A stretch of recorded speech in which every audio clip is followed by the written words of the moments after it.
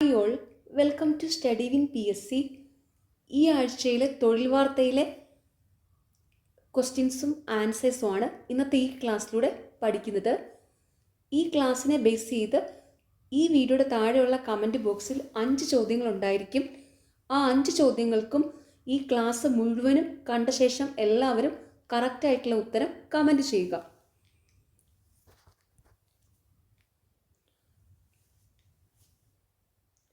ആയിരത്തി 1741 കുളച്ചൽ യുദ്ധത്തിൽ തിരുവിതാംകൂർ സേന ഡച്ചുകാരെ പരാജയപ്പെടുത്തിയതിൻ്റെ ഓർമ്മയ്ക്കായി ധീരയോദ്ധാവിൻ്റെ പ്രതിമ സ്ഥാപിച്ചിരിക്കുന്നത് എവിടെ? തിരുവനന്തപുരത്തെ പാങ്ങോട്ടുള്ള സൈനിക ക്യാമ്പിൽ. 1741 കുളച്ചൽ യുദ്ധത്തിൽ തിരുവിതാംകൂർ സേന ഡച്ചുകാരെ പരാജയപ്പെടുത്തിയതിൻ്റെ ഓർമ്മയ്ക്കായി ധീരയോദ്ധാവിൻ്റെ പ്രതിമ സ്ഥാപിച്ചിരിക്കുന്നത് എവിടെ? തിരുവനന്തപുരത്തെ പാങ്ങോട്ടുള്ള സൈനിക ക്യാമ്പിൽ. കേരളത്തിൽ ആധിപത്യമുറപ്പിക്കാൻ യൂറോപ്യന്മാർക്കിടയിൽ നടന്ന മത്സരത്തിൽ മേൽക്കൈ നേടിയതാര്? ബ്രിട്ടീഷുകാർ. കേരളത്തിൽ ആധിപത്യമുറപ്പിക്കാൻ യൂറോപ്യന്മാർക്കിടയിൽ നടന്ന മത്സരത്തിൽ മേൽക്കൈ നേടിയതാര്? ബ്രിട്ടീഷുകാർ. ഇംഗ്ലീഷ് ഈസ്റ്റ് ഇന്ത്യ കമ്പനിയുടെ നേരിട്ടുള്ള ഭരണത്തിന് കീഴിലായ കേരളത്തിലെ പ്രദേശമേത്? മലബാർ. ഇംഗ്ലീഷ് ഈസ്റ്റ് ഇന്ത്യ കമ്പനിയുടെ നേരിട്ടുള്ള ഭരണത്തിന് കീഴിലായ കേരളത്തിലെ പ്രദേശമേത്? മലബാർ. കൊച്ചി തിരുവിതാംകൂർ നാട്ടുരാജ്യങ്ങളിൽ നിലനിന്നിരുന്ന ഭരണരീതി ഏത്? ബ്രിട്ടീഷ് മേൽക്കോയ്മ അംഗീകരിച്ചുള്ള രാജഭരണം. കൊച്ചി തിരുവിതാംകൂർ നാട്ടുരാജ്യങ്ങളിൽ നിലനിന്നിരുന്ന ഭരണരീതി ഏത്? ബ്രിട്ടീഷ് മേൽക്കോയ്മ അംഗീകരിച്ചുള്ള രാജഭരണം. ബ്രിട്ടീഷുകാർക്കെതിരെ പോരാടിയ കേരളവർമ്മ പഴശ്ശിരാജയെപ്പറ്റി പുരളിമലയിലെ പൂമരങ്ങൾ എന്ന കവിത എഴുതിയതാര്? പി. കുഞ്ഞിരാമൻ നായർ. ബ്രിട്ടീഷുകാർക്കെതിരെ പോരാടിയ കേരളവർമ്മ പഴശ്ശിരാജയെപ്പറ്റി പുരളിമലയിലെ പൂമരങ്ങൾ എന്ന കവിത എഴുതിയതാര്? പി. കുഞ്ഞിരാമൻ നായർ. വടക്കേ മലബാറിലെ ഏത് രാജകുടുംബത്തിലെ അംഗമായിരുന്നു കേരളവർമ്മ പഴശ്ശിരാജ? കോട്ടയം രാജകുടുംബം. വടക്കേ മലബാറിലെ ഏത് രാജകുടുംബത്തിലെ അംഗമായിരുന്നു കേരളവർമ്മ പഴശ്ശിരാജ? കോട്ടയം രാജകുടുംബം. മലബാർ ഇംഗ്ലീഷ് ഈസ്റ്റ് ഇന്ത്യ കമ്പനിയുടെ അധീനതയിലായത് ഏത് ഉടമ്പടിയിലൂടെയാണ്? ശ്രീരംഗപട്ടണം ഉടമ്പടി. മലബാർ ഇംഗ്ലീഷ് ഈസ്റ്റ് ഇന്ത്യ കമ്പനിയുടെ അധീനതയിലായത് ഏതുടമ്പടിയിലൂടെയാണ്? ശ്രീരംഗപട്ടണം ഉടമ്പടി. മലബാറിലെ കോട്ടയത്തെ നികുതി പിരിക്കാനുള്ള അധികാരം ബ്രിട്ടീഷുകാർ ആരെ ഏൽപ്പിച്ചതിനെ തുടർന്നാണ് പഴശ്ശിരാജയും ഇംഗ്ലീഷുകാരുമായി അസ്വാരസ്യമായത്? പഴശ്ശിരാജയുടെ അമ്മാവനായ കുറുമ്പനാട് രാജാവ് വീരവർമ്മയെ.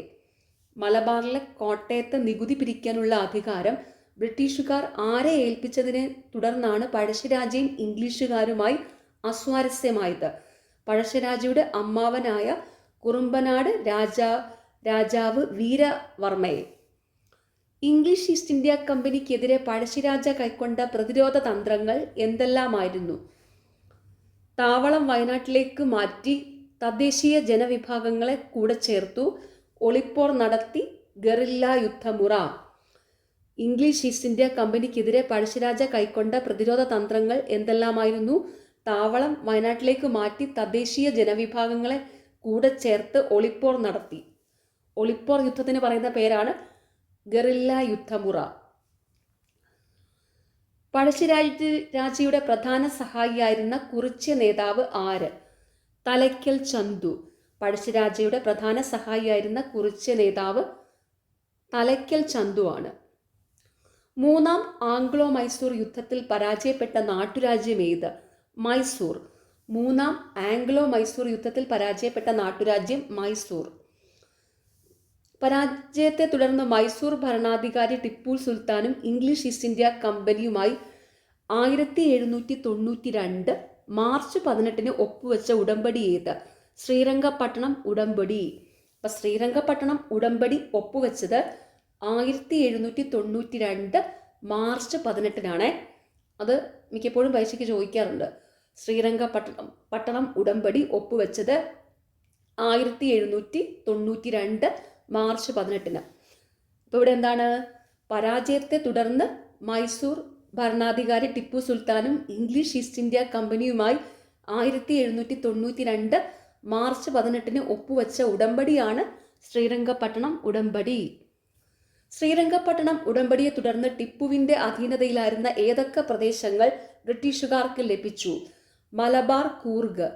ശ്രീരംഗപട്ടണം ഉടമ്പടിയെ തുടർന്ന് ടിപ്പു സുൽത്താന്റെ അധീനതയിലായിരുന്ന ഏതൊക്കെ പ്രദേശങ്ങൾ ബ്രിട്ടീഷുകാർക്ക് ലഭിച്ചു? മലബാർ, കൂർഗ്. പഴശ്ശിരാജയ്ക്കെതിരെ ബ്രിട്ടീഷുകാർ പുറത്തെടുത്ത പ്രതിരോധ നടപടികൾ എന്തെല്ലാമായിരുന്നു?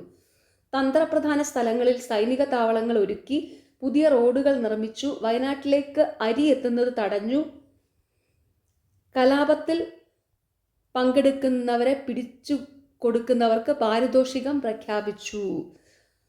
പഴശ്ശിരാജയ്ക്കെതിരെ ബ്രിട്ടീഷുകാർ പുറത്തെടുത്ത പ്രതിരോധ നടപടികൾ എന്തെല്ലാമായിരുന്നു?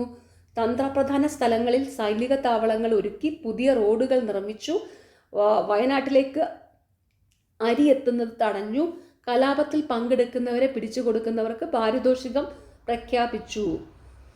കേരളവർമ്മ പഴശ്ശിരാജയെ പിടിച്ചു കൊടുക്കുന്നവർക്ക് എത്ര പഗോഡ നാണയം പാരിതോഷികമായാണ് ഇംഗ്ലീഷുകാർ പ്രഖ്യാപിച്ചത്? 3000 പഗോഡ. കേരളവർമ്മ പഴശ്ശിരാജയെ പിടിച്ചു കൊടുക്കുന്നവർക്ക് എത്ര പഗോഡ പാരിതോഷികമാണ് ഇംഗ്ലീഷുകാർ പ്രഖ്യാപിച്ചത്? 3000 പഗോഡ. എടച്ചേന കുങ്കനെ പിടിച്ചു നൽകുന്നവർക്ക് എത്ര പഗോഡ പാരിതോഷികമാണ് പ്രഖ്യാപിച്ചത്? 1000 പഗോഡ. എടച്ചേന കുങ്കനെ പിടിച്ചു നൽകുന്നവർക്ക് എത്ര പാരിതോഷികമാണ് പ്രഖ്യാപിച്ചത്? 1000 പഗോഡ. പഴശ്ശിയുടെ ശക്തിയായിരുന്ന സേനാ നായകരെ വധിച്ചും താവളങ്ങൾ കണ്ടെത്തിയും പഴശ്ശിയെ കൂടുതൽ പ്രതിരോധത്തിലാക്കിയ തലശ്ശേരിയിലെ ഇംഗ്ലീഷ് സബ് കളക്ടർ ആര്? Thomas Harvey Baber. പഴശ്ശിയുടെ ശക്തിയായിരുന്ന സേനാനായകരെ വധിച്ചും താവളങ്ങൾ കണ്ടെത്തിയും പഴശ്ശിയെ കൂടുതൽ പ്രതിരോധത്തിലാക്കിയ തലശ്ശേരിയിലെ ഇംഗ്ലീഷ് സബ് കളക്ടർ ആര്? Thomas Harvey Baber. ഏത് സ്ഥലത്ത് വെച്ചാണ് കമ്പനി സൈന്യത്തോടുള്ള ഏറ്റുമുട്ടലിൽ പഴശ്ശിരാജ വീരമൃത്യു വരിച്ചത്? മാവിലാം തോട്. ഏത് സ്ഥലത്ത് വെച്ചാണ് കമ്പനി സൈന്യത്തോടുള്ള ഏറ്റുമുട്ടലിൽ പഴശ്ശിരാജ വീരമൃത്യു വരിച്ചത്? മാവിലം തോട്. പഴശ്ശിരാജ വീരമൃത്യു വരിച്ച വർഷം 1805 നവംബർ 30. പഴശ്ശിരാജ വീരമൃത്യു വരിച്ച വർഷം ഏത്? 1805 നവംബർ 30. പഴശ്ശി സമരങ്ങൾ എന്ന കൃതി രചിച്ചത് ആര്? Doctor KKN Kurup. പഴശ്ശി സമരങ്ങൾ എന്ന കൃതി രചിച്ചത് ആര്? Doctor KKN Kurup. പഴശ്ശി കലാപകാലത്തെ മലബാറിലെ പ്രിൻസിപ്പൽ കളക്ടർ ആരായിരുന്നു? Thomas Warden. പഴശ്ശി കലാപകാലത്ത് മലബാറിലെ പ്രിൻസിപ്പൽ കളക്ടർ ആരായിരുന്നു? Thomas Warden. അയാൾ ഒരു കലാപകാരിയാണെങ്കിലും ഈ രാജ്യത്തെ പ്രകൃതിയാ നിലവിലുള്ള നാടുവാഴികളിൽ ഒരാളെന്ന നിലയിൽ നിലം പതിച്ച ശത്രുവിനോട് കാണിക്കാറുള്ളതിൽ നിന്ന് വ്യത്യസ്തമായി അയാളെ പരിഗണിക്കേണ്ടതുണ്ടെന്ന് എനിക്ക് തോന്നി. ഇപ്രകാരം രേഖപ്പെടുത്തിയത് ആര്? Thomas Harvey Babur. അയാൾ ഒരു കലാപകാരിയാണെങ്കിലും ഈ രാജ്യത്തെ പ്രകൃതിയാ നിലവിലുള്ള നാടുവാഴികളിൽ ഒരാളെന്ന നിലയിൽ നിലം പതിച്ച ശത്രുവിനോട് കാണിക്കാറുള്ളതിൽ നിന്ന് വ്യത്യസ്തമായി അയാളെ പരിഗണിക്കേണ്ടതുണ്ടെന്ന് എനിക്ക് തോന്നി. ഇപ്രകാരം രേഖപ്പെടുത്തിയത് ആര്? Thomas Harvey Babur. തിരുവിതാംകൂർ ഭരിച്ചിരുന്ന ഏത് രാജാവിൻ്റെ ദളവ അഥവാ പ്രധാനമന്ത്രിയായിരുന്നു വേലുത്തമ്പി? ബാലരാമവർമ്മ മഹാരാജാവ്. തിരുവിതാംകൂർ ഭരിച്ചിരുന്ന ഏത് രാജാവിൻ്റെ ദളവ അഥവാ പ്രധാനമന്ത്രിയായിരുന്നു വേലുത്തമ്പി ബാലരാമവർമ്മ മഹാരാജാവ്? ഇംഗ്ലീഷ് ഈസ്റ്റ് ഇന്ത്യ കമ്പനിയും തിരുവിതാംകൂർ രാജാവും തമ്മിൽ ഏത് വർഷം ഒപ്പിട്ട കരാറിലൂടെയാണ് തിരുവിതാംകൂറിൻ്റെ രാഷ്ട്രീയ സ്വാതന്ത്ര്യം ഇല്ലാതാവുകയും ഭരണം ബ്രിട്ടീഷ് റെസിഡൻ്റായ മെക്കാളയുടെ നിയന്ത്രണത്തിലാവുകയും ചെയ്തത്? 1805. പഴശ്ശിരാജ മരിച്ച വർഷത്തിലാണല്ലേ. ഇംഗ്ലീഷ് ഈസ്റ്റ് ഇന്ത്യ കമ്പനിയും തിരുവിതാംകൂർ രാജാവും തമ്മിൽ ഏത് വർഷത്തിൽ ഒപ്പിട്ട കരാറിലൂടെയാണ് തിരുവിതാംകൂറിൻ്റെ രാഷ്ട്രീയ സ്വാതന്ത്ര്യം ഇല്ലാതാവുകയും ഭരണം ബ്രിട്ടീഷ് പ്രസിഡന്റായ മെക്കാളയുടെ നിയന്ത്രണത്തിലാവുകയും ചെയ്തത്? 1805. ആ വർഷത്തിലാണ് പഴശ്ശിരാജയും മരിച്ചത്. 1805 നവംബർ 30. വേലുത്തമ്പി ദളവയും ബ്രിട്ടീഷുകാരുമായുള്ള സംഘർഷത്തിനിടയാക്കിയ കാരണങ്ങളേവ? വേലുത്തമ്പി ദളവയുടെ ഉത്തരവുകൾ മെക്കാളെ റദ്ദാക്കിയതും കമ്പനിക്ക് നൽകാനുള്ള നികുതി കുടിശ്ശിക ഉടൻ അടച്ചു തീർക്കാൻ നിർബന്ധം പിടിച്ചതും. വേലുത്തമ്പി ദളവയും ബ്രിട്ടീഷുകാരുമായുള്ള സംഘർഷത്തിനിടയാക്കിയ കാരണങ്ങളേവ. വേലുത്തമ്പി ദളവയുടെ ഉത്തരവുകൾ മെക്കാളെ റദ്ദാക്കിയതും കമ്പനിക്ക് നൽകാനുള്ള നികുതി കുടിശ്ശിക ഉടൻ അടച്ചു തീർക്കാൻ നിർബന്ധം പിടിച്ചതും. മെക്കാളയിൽ നിന്ന് തിക്ത അനുഭവങ്ങൾ ഉണ്ടായതിനെ തുടർന്ന് വേലുത്തമ്പിയുമായി രഹസ്യധാരണയിലെത്തിയ കൊച്ചിയിലെ പ്രധാനമന്ത്രി ആര്? പാലിയത്തച്ഛൻ. മെക്കാളയിൽ നിന്ന് തിക്ത അനുഭവങ്ങൾ ഉണ്ടായതിനെ തുടർന്ന് വേലുത്തമ്പിയുമായി രഹസ്യധാരണയിലെത്തിയ കൊച്ചിയിലെ പ്രധാനമന്ത്രി ആര്? പാലിയത്തച്ഛൻ. തിരുവിതാംകൂർ കൊച്ചി സംയുക്ത സൈന്യം എവിടെയുള്ള മെക്കാളയുടെ ക്യാമ്പാണ് ആക്രമിച്ചത്? കൊച്ചിയിലെ ക്യാമ്പ്. തിരുവിതാംകൂർ കൊച്ചി സംയുക്ത സൈന്യം എവിടെയുള്ള മെക്കാളയുടെ ക്യാമ്പാണ് ആക്രമിച്ചത്? കൊച്ചിയിലെ ക്യാമ്പ്. ബ്രിട്ടീഷ് ആധിപത്യത്തിനെതിരെ സായുധ സമരത്തിനിറങ്ങാൻ വേലുത്തമ്പി ദളവ ജനങ്ങളോട് ആഹ്വാനം ചെയ്തത് എങ്ങനെ അറിയപ്പെടുന്നു? കുണ്ടറ വിളംബരം. ബ്രിട്ടീഷ് ആധിപത്യത്തിനെതിരെ സായുധ സമരത്തിനിറങ്ങാൻ വേലുത്തമ്പി ദളവ ജനങ്ങളോട് ആഹ്വാനം ചെയ്തതാണ് കുണ്ടറ വിളംബരം. തിരുവിതാംകൂറിലെ കുണ്ടറയിൽ വെച്ച് വേലുത്തമ്പി ദളവ വിളംബരം പുറപ്പെടുവിച്ച വർഷമേത്? 1809 ജാനുവരി 11. തിരുവിതാംകൂറിലെ കുണ്ടറയിൽ വെച്ച് വേലുത്തമ്പി ദളവ വിളംബരം പുറപ്പെടുവിച്ച വർഷമേത്? 1809 ജാനുവരി 11. കുണ്ടറ വിളംബരത്തിന്റെ മലയാളം കലണ്ടറിലെ കൊല്ലവർഷം തീയതി ഏത്? കൊല്ലവർഷം 948 മകരം 1. കുണ്ടറ വിളംബരത്തിന്റെ മലയാളം കലണ്ടറിലെ കൊല്ലവർഷം തീയതി ഏത്? കൊല്ലവർഷം 948 മകരം 1. കുണ്ടറ വിളംബരത്തിലൂടെ വേലുത്തമ്പി ദളവ ആഹ്വാനം ചെയ്തതെന്ത്? തിരുവിതാംകൂറിനെ സംരക്ഷിക്കുന്നു എന്ന് അവകാശപ്പെടുന്ന ബ്രിട്ടീഷുകാർ നാടിനെ കൊള്ളയടിക്കുകയാണെന്നും ഇവർ തുടർന്നാൽ നാട് നശിക്കുമെന്നും ഇവർക്കെതിരെ രാജഭക്തരും ദേശസ്നേഹികളും ആയുധമെടുത്ത് പോരാട്ടത്തിന് തയ്യാറാകണമെന്നും. കുണ്ടറ വിളംബരത്തിലൂടെ വേലുത്തമ്പി ദളവ ആഹ്വാനം ചെയ്തതെന്ത്? തിരുവിതാംകൂറിനെ സംരക്ഷിക്കുന്നു എന്ന് അവകാശപ്പെടുന്ന ബ്രിട്ടീഷുകാർ നാടിനെ കൊള്ളയടിക്കുകയാണെന്നും ഇവർ തുടർന്നാൽ നാട് നശിക്കുമെന്നും ഇവർക്കെതിരെ രാജഭക്തരും ദേശസ്നേഹികളും ആയുധമെടുത്ത് പോരാട്ടത്തിന് തയ്യാറാകണമെന്നും. തിരുവിതാംകൂറിൻ്റെയും കമ്പനിയുടെയും സംയുക്ത സൈന്യം വളഞ്ഞപ്പോൾ വിദേശ ശക്തിക്ക് പിടികൊടുക്കാതെ വേലുത്തമ്പി ദളവ മരണം വരിച്ചത് എവിടെ വെച്ചാണ്? മണ്ണടിയിലെ ഭവനത്തിൽ. തിരുവിതാംകൂറിൻ്റെയും കമ്പനിയുടെയും സംയുക്ത സൈന്യം വളഞ്ഞപ്പോൾ വിദേശ ശക്തിക്ക് പിടികൊടുക്കാതെ വേലുത്തമ്പി ദളവ മരണം വരിച്ചത് എവിടെ വെച്ചാണ്? മണ്ണടിയിലെ ഭവനത്തിൽ. കൊച്ചിയിലെ പ്രധാനമന്ത്രിമാർ അഥവാ മന്ത്രിമുഖ്യൻ അറിയപ്പെട്ട പേരെന്ത്? പാലിയത്തച്ഛൻ. കൊച്ചിയിലെ പ്രധാനമന്ത്രിമാർ അഥവാ മന്ത്രിമുഖ്യൻ അറിയപ്പെട്ട പേരാണ് പാലിയത്തച്ഛൻ. കൊച്ചി രാജ്യത്തെ ഏത് നായർ തറവാട്ടിലെ കാരണവന്മാരായിരുന്നു പാലിയത്തച്ഛൻ? പാലിയൻ തറവാട്ടിലെ. കൊച്ചി രാജ്യത്തെ ഏത് നായർ തറവാട്ടിലെ കാരണവന്മാരായിരുന്നു പാലിയത്തച്ഛൻ? പാലിയൻ തറവാട്ടിലെ. ബ്രിട്ടീഷുകാർക്കെതിരെ പോരാടാൻ പാലിയത്തച്ഛനെ പ്രേരിപ്പിച്ച ഘടകങ്ങളേവ? ബ്രിട്ടീഷ് പ്രസിഡന്റ് മെക്കാളെ കൊച്ചിയുടെ ആഭ്യന്തര കാര്യങ്ങളിൽ ഇടപെട്ടത്. പാലിയത്തച്ഛന്റെ ശത്രുവിന് മെക്കാളെ അഭയം നൽകിയത്. ബ്രിട്ടീഷുകാർക്കെതിരെ പോരാടാൻ പാലിയത്തച്ഛനെ പ്രേരിപ്പിച്ച ഘടകങ്ങളേവ? ബ്രിട്ടീഷ് പ്രസിഡന്റ് മെക്കാളെ കൊച്ചിയുടെ ആഭ്യന്തര കാര്യങ്ങളിൽ ഇടപെട്ടത്. പാലിയത്തച്ഛന്റെ ശത്രുവിന് മെക്കാളെ അഭയം നൽകിയത്. ബ്രിട്ടീഷുകാർ പാലിയത്തച്ഛനെ നാടുകടത്തിയത് എവിടേക്കാണ്? മദിരാശിയിലേക്ക്. ബ്രിട്ടീഷുകാർ പാലിയത്തച്ഛനെ നാടുകടത്തിയത് എവിടേക്കാണ്? മദിരാശിയിലേക്ക്. മലബാർ ഗസറ്റിയർ തയ്യാറാക്കിയത് ആര്? C.A. ഇന്നസ്. മലബാർ ഗസറ്റിയർ തയ്യാറാക്കിയത് ആര്? C.A. ഇന്നസ്. മലബാർ മാനുവൽ ആരുടെ രചനയാണ്? William Logan. മലബാർ മാനുവൽ ആരുടെ രചനയാണ്? William Logan. 1836 മുതൽ 1853 വരെയുള്ള 18 വർഷങ്ങൾക്കിടയിൽ മലബാറിൽ ശക്തമായ എത്ര കലാപങ്ങൾ നടന്നതായാണ് മലബാർ ഗസറ്റിയറിൽ പറയുന്നത്? 22ഓളം.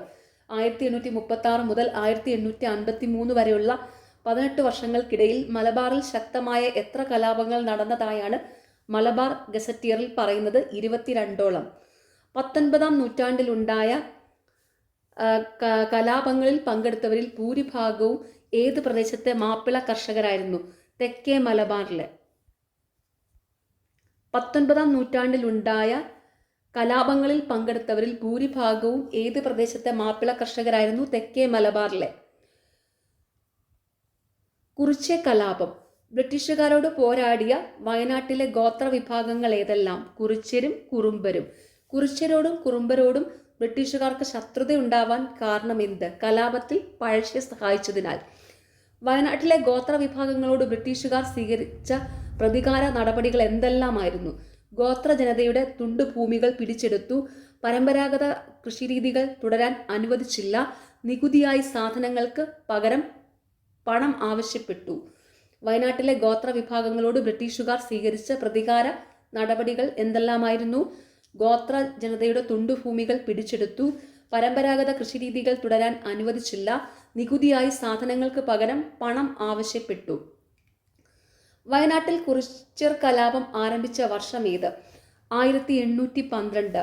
വയനാട്ടിൽ കുറിച്യർ കലാപം ആരംഭിച്ച വർഷം 1812. കുറിച്യ കലാപത്തിന്റെ നേതാവാരായിരുന്നു? രാമനമ്പി, രാമമൂപ്പൻ. കുറിച്യ കലാപത്തിന്റെ നേതാവാരായിരുന്നു? രാമനമ്പി. അപ്പോൾ വയനാട്ടിൽ കുറിച്യ കലാപം ആരംഭിച്ച വർഷം 1812. കുറിച്യ കലാപത്തിന്റെ നേതാവ് രാമനമ്പി. ഏതൊക്കെ പ്രദേശങ്ങളിൽ ഉണ്ടായിരുന്ന ബ്രിട്ടീഷ് സൈന്യത്തെയാണ് കുറിച്യ കലാപകാരികൾ നേരിട്ട് ആക്രമിച്ചത്? സുൽത്താൻ ബത്തേരിയിലും മാനന്തവാടിയിലും. ഏതൊക്കെ പ്രദേശങ്ങളിൽ ഉണ്ടായിരുന്ന ബ്രിട്ടീഷ് സൈന്യത്തെയാണ് കുറിച്യ കലാപകാരികൾ നേരിട്ട് ആക്രമിച്ചത്? സുൽത്താൻ ബത്തേരിയിലും മാനന്തവാടിയിലും. 19-ാം നൂറ്റാണ്ടിൽ തെക്കേ മലബാറിലുണ്ടായ കലാപങ്ങളെ ബ്രിട്ടീഷ് അധികാരികളും സാമ്രാജ്യത്വ ചരിത്രകാരും എങ്ങനെ വിശേഷിപ്പിച്ചു? മാപ്പിള ലഹളകൾ. 19-ാം നൂറ്റാണ്ടിൽ തെക്കേ മലബാറിലുണ്ടായ കലാപങ്ങളെ ബ്രിട്ടീഷ് അധികാരികളും സാമ്രാജ്യ ചരിത്രകാരും എങ്ങനെ വിശേഷിപ്പിച്ചു? മാപ്പിള ലഹളകൾ.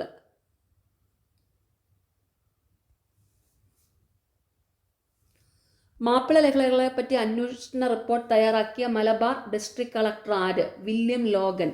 മാപ്പിള ലഹളകളെ പറ്റി അന്വേഷണ റിപ്പോർട്ട് തയ്യാറാക്കിയ Malabar district collector William Logan.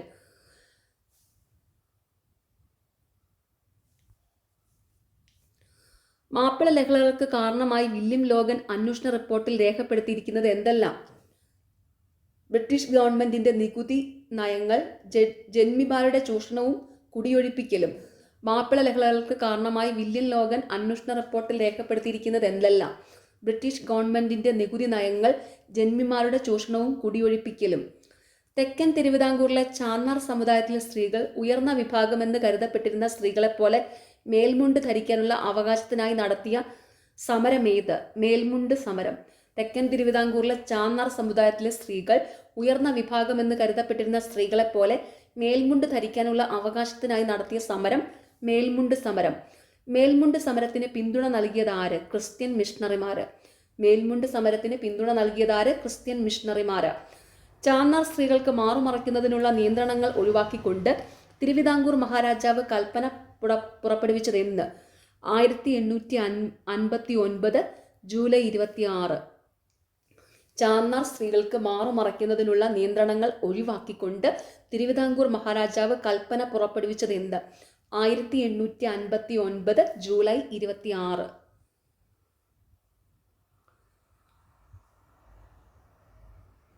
വലുപ്പത്തിൽ ഭൂഖണ്ഡങ്ങൾക്കിടയിൽ എത്രാമത്തെ സ്ഥാനമാണ് യൂറോപ്പിന്? 6-ാം സ്ഥാനം. വലുപ്പത്തിൽ ഭൂഖണ്ഡങ്ങൾക്കിടയിൽ എത്രാമത്തെ സ്ഥാനമാണ് യൂറോപ്പിന്? 6-ാം സ്ഥാനം. യൂറോപ്പ് ഭൂഖണ്ഡത്തിന്റെ വിസ്തീർണം എത്ര? ഏകദേശം 1,03,50,000 ചതുരശ്ര കിലോമീറ്റർ. യൂറോപ്പ് ഭൂഖണ്ഡത്തിന്റെ വിസ്തീർണം എത്ര? 1,03,50,000 ചതുരശ്ര കിലോമീറ്റർ. 1,03,50,000 ചതുരശ്ര കിലോമീറ്ററാണ് യൂറോപ്പ് ഭൂഖണ്ഡത്തിന്റെ വിസ്തീർണം. ലോക വിസ്തൃതിയുടെ എത്ര ശതമാനമാണ് യൂറോപ്പ്? 7%. ലോക വിസ്തൃതിയുടെ എത്ര ശതമാനമാണ് യൂറോപ്പ്? 7%.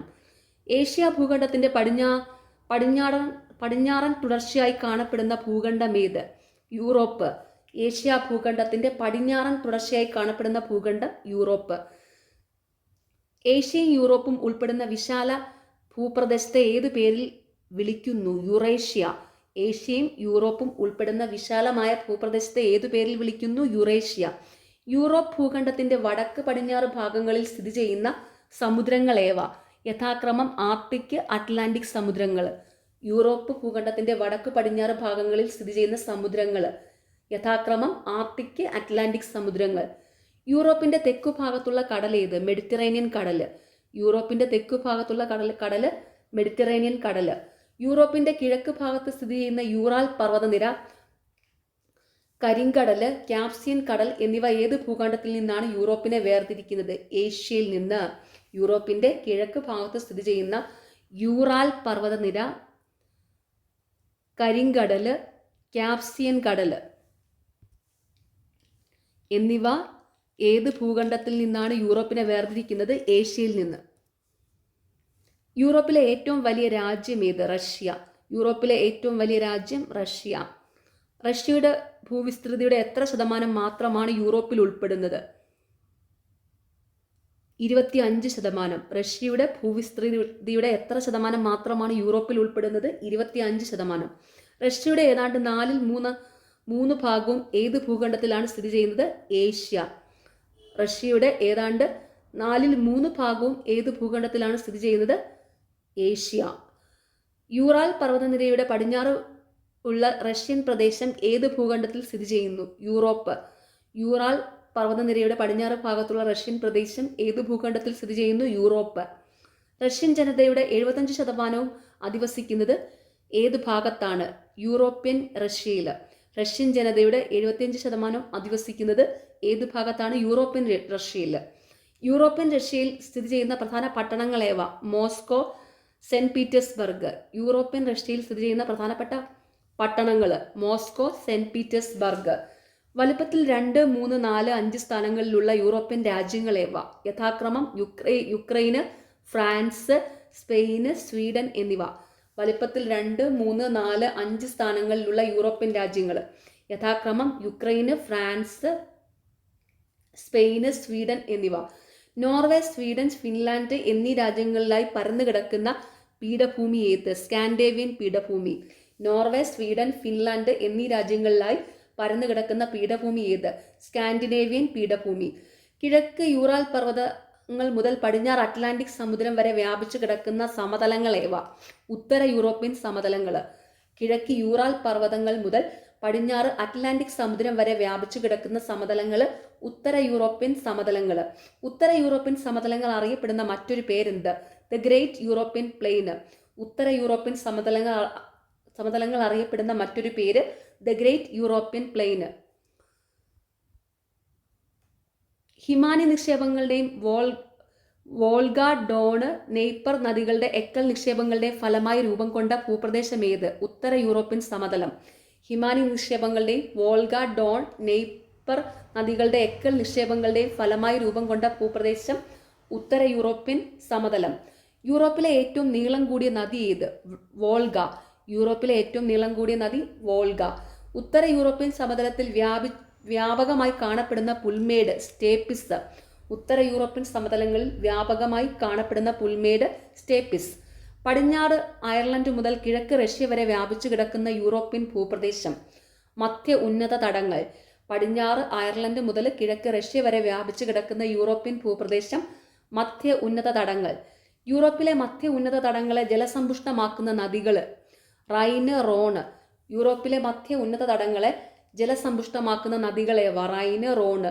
മധ്യ ഉന്നത തടത്തിലെ ഭൂരൂപങ്ങളായ റൈൻ താഴ്വര, വോക്സ്ഗസ് പർവ്വതങ്ങൾ, ജൂറ പർവ്വതങ്ങൾ, സെൻട്രൽ മാസിഫ് പീഠഭൂമി എന്നിവ ഏത് രാജ്യത്താണ് സ്ഥിതി ചെയ്യുന്നത്? ഫ്രാൻസ്.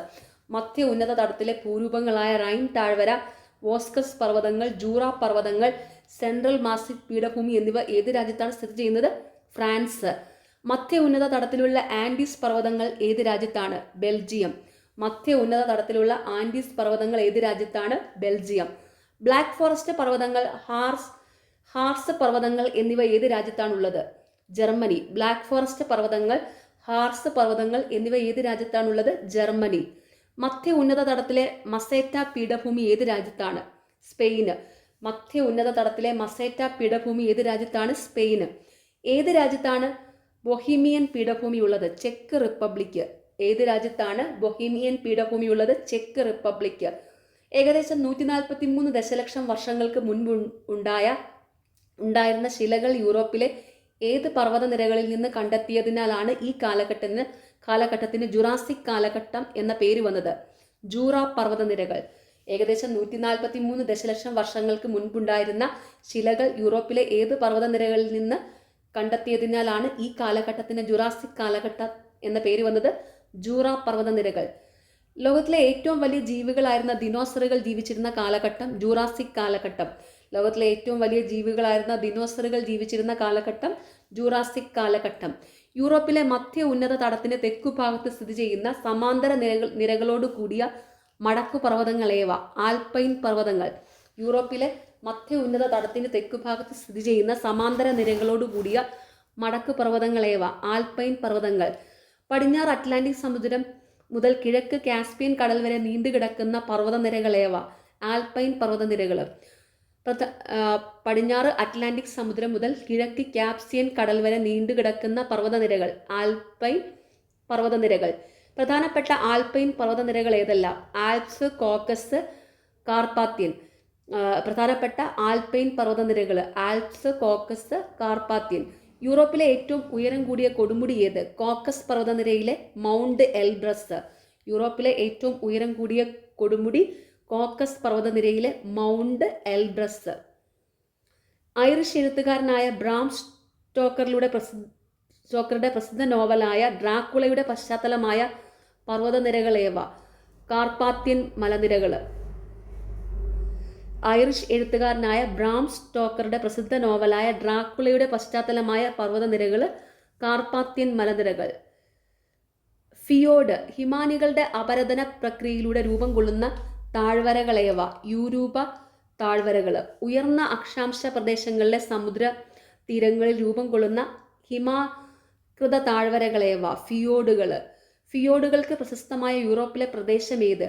സ്കാൻഡിനേവിയൻ തീരങ്ങൾ. സ്കാൻഡിനേവിയൻ പ്രദേശങ്ങൾ മത്സ്യബന്ധനത്തിന് പേരുകേട്ടതാവാൻ കാരണമെന്ത്? ഉഷ്ണശീതജല പ്രവാഹങ്ങൾ കൂടിച്ചേരുന്ന ഫിയോഡുകളിൽ പ്ലവകങ്ങൾ ധാരാളമായി വളരുന്നതിനാൽ മത്സ്യസമ്പന്നമാണ്. ചലിക്കുന്ന മഞ്ഞുപാളികൾ എങ്ങനെ അറിയപ്പെടുന്നു? ഹിമാനികൾ. ചലിക്കുന്ന മഞ്ഞുപാളികൾ എങ്ങനെ അറിയപ്പെടുന്നു? ഹിമാനികൾ. ഹിമാനികളുടെ ചലനത്തിന്റെ ഫലമായി വ്യത്യസ്ത ഭൂരൂപങ്ങൾ സൃഷ്ടിക്കപ്പെടുകയും ഉപരിതലത്തിൽ രൂപമാറ്റം വരികയും ചെയ്യുന്ന പ്രക്രിയ ഏത്? ഹിമാനീകരണം. ഗ്ലേസിയേഷൻ. ഹിമാനികളുടെ അപരദന പ്രക്രിയയിലൂടെ രൂപം കൊള്ളുന്ന താഴ്വരകൾ യൂരൂപ താഴ്വരകൾ.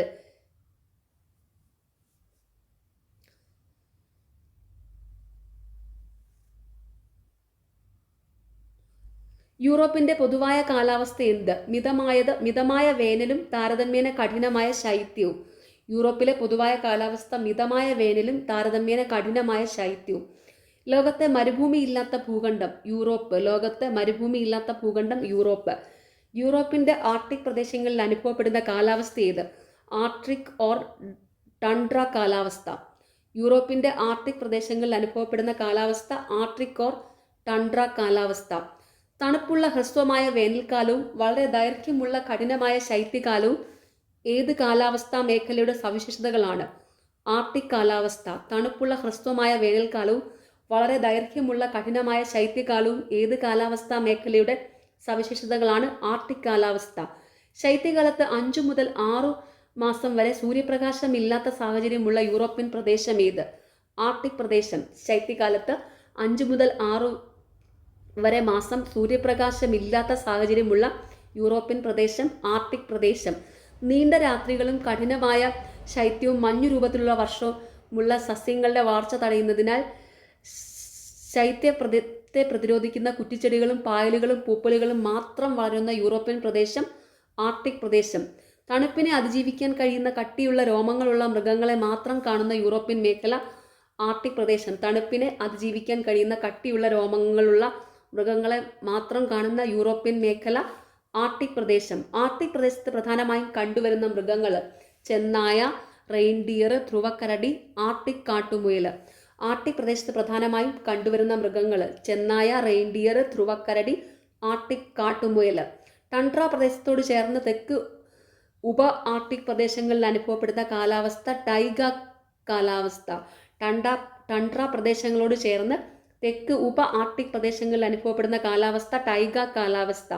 ഇളം ചൂടുള്ള ഹ്രസ്വമായ വേനൽക്കാലവും കഠിനമായ ശൈത്യവും താപനില വർഷത്തിൽ 5 മുതൽ 7 വരെ മാസം 0 ഡിഗ്രി സെൽഷ്യസിൽ താഴെയുമായിരിക്കുന്ന യൂറോപ്യൻ മേഖല ടൈഗ. ഇളം ചൂടുള്ള ഹ്രസ്വമായ വേനൽക്കാലവും കഠിനമായ ശൈത്യവും താപനില വർഷത്തിൽ 5 മുതൽ 7 വരെ മാസം 0 ഡിഗ്രി സെൽഷ്യസിന് താഴെയായിരിക്കുന്നതുമായ യൂറോപ്യൻ മേഖല ടൈഗ.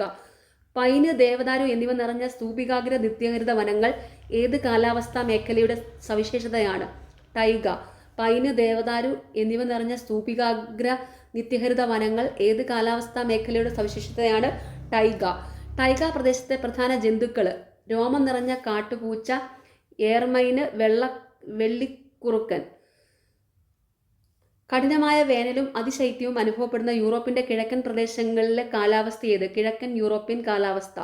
സ്റ്റേപ്പിസ് പുൽമേടുകളിൽ അനുഭവപ്പെടുന്ന കാലാവസ്ഥ കിഴക്കൻ യൂറോപ്യൻ കാലാവസ്ഥ. വിരളമായ മഴയും കടുത്ത ചൂടും കാരണം വൻമരങ്ങൾ വളരാത്ത യൂറോപ്യൻ പ്രദേശം ഏത്? കിഴക്കൻ യൂറോപ്പ്. വിരളമായ മഴയും കടുത്ത ചൂടും കാരണം വൻമരങ്ങൾ വളരാത്ത യൂറോപ്യൻ പ്രദേശം കിഴക്കൻ യൂറോപ്പ്. കിഴക്കൻ യൂറോപ്യൻ കാലാവസ്ഥാ പ്രദേശങ്ങളിൽ കാണപ്പെടുന്ന പ്രധാന മൃഗങ്ങൾ: കൃഷ്ണമൃഗം, ചെന്നായ, കുതിര. കിഴക്കൻ യൂറോപ്യൻ കാലാവസ്ഥാ പ്രദേശങ്ങളിൽ കാണപ്പെടുന്ന പ്രധാന മൃഗങ്ങൾ: കൃഷ്ണമൃഗം, ചെന്നായ, കുതിര. കിഴക്കൻ യൂറോപ്യൻ കാലാവസ്ഥാ പ്രദേശത്ത് സ്ഥിതി ചെയ്യുന്ന പ്രധാന രാജ്യങ്ങൾ: റഷ്യ, യുക്രൈന്, റൊമാനിയ, ഹംഗറി, ബൾഗേറിയ. കിഴക്കൻ യൂറോപ്യൻ കാലാവസ്ഥാ പ്രദേശത്ത് സ്ഥിതി ചെയ്യുന്ന പ്രധാന രാജ്യങ്ങൾ: Russia, Ukraine, Romania, Hungary, Bulgaria. കഠിനമായ ശൈത്യവും മിതമായ ചൂടും വർഷം മുഴുവൻ ലഭിക്കുന്ന മഴയും ഏത് യൂറോപ്യൻ കാലാവസ്ഥയുടെ പ്രത്യേകതകളാണ്? പടിഞ്ഞാറൻ യൂറോപ്യൻ കാലാവസ്ഥ.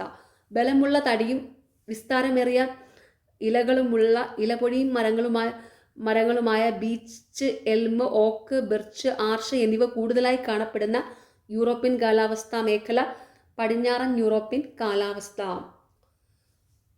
ഓക്കെ, ഇതൊക്കെ പാഠപുസ്തകങ്ങളിലെ നോട്ട്സാണ് കേട്ടോ. പാഠപുസ്തകങ്ങളിലെ നോട്ട്സാണ്.